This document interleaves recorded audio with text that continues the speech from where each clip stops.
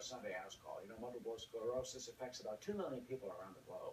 Well, our researchers say that you may be able to lower your risk for developing it by drinking at least 4 cups of coffee a day. Dr. Samadi has long praised coffee as the happy, beneficial drink. This is really interesting. Well, I hate to say that I told you so. About 4 years ago, we called a shot on this, and everybody came on attack by saying, like, oh, it causes heart disease, reflux, and it may do some of that stuff. But we're finding more and more. And in fact, this week in American Academy of Neurology in Washington, D.C., they reported this, that if you're having 3 to 4 cups, something about 3 to 4. Now, most studies talk about 6. I think that's too much. But something kicks in around 3 to 4 cups of coffee a day that can reduce, and it has neuroprotective. What does it mean? Cases like MS, Parkinson's disease, Alzheimer's, by reducing some of the inflammation and cytokines, which is what coffee is capable of doing.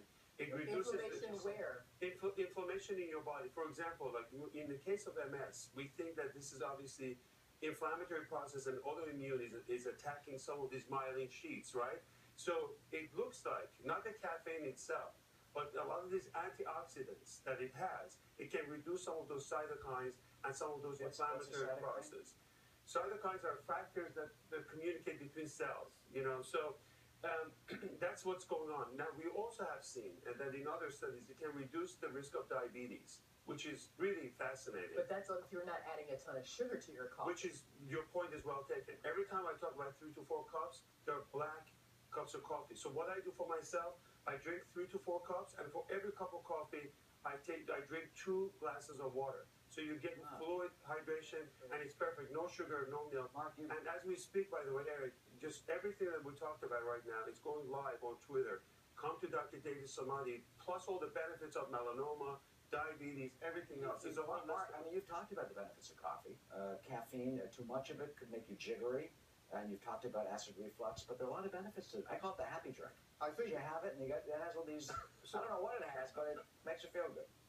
David did first introduce this on this show, and I'm giving him credit for that. It has evolved over the last 4 years since we started talking about it. There's more and more observational research, meaning that we look at populations, and we're finding that if you drink a lot of coffee, 4 to 6 cups in most studies, in this case, in today what we're talking about, it was 4 cups in the American study, 6 cups in the Swedish study, but let's say 4 cups, because that's the number David's been talking about. It looks like it decreases your risk of type 2 diabetes, decreases your risk of endometrial cancer, decreases your risk of melanoma. This is all recent. You know, and now Parkinson's disease, Alzheimer's disease, and today we're talking about multiple sclerosis. Dr. Mowry, who's the author of this study from Hopkins, thinks it's the caffeine in this case.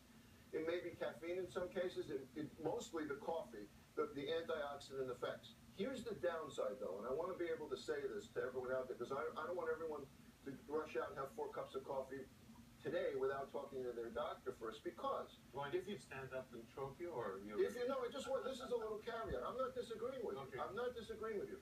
Do you have ulcer disease? Do you have a tendency for ulcer disease? Do you have a reason that I don't want you to have an acidic stomach, like Barrett's esophagus?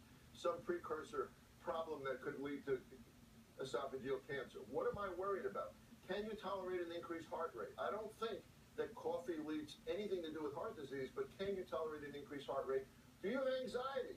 Can you sleep at night? Because we also say on the show, don't have a lot of coffee right before you go to bed. What's the cutoff time, though? Even if you can handle the 4 cups of coffee, like have it from, what, 9 to noon? And I say not in the evening. I say don't have... A good rule of thumb is not having it after dinner, though I certainly break that rule myself. I would say for most people, don't have coffee after dinner. Because you get up in the middle of the night and you're going to urinate, and it's not good for you. But look, I think a lot of this, and a lot of good points that just came up, but most studies talk about the fact that even decaf is good for you, because it's mostly the chlorogenic acid or that antioxidant that's good for you, not the caffeine.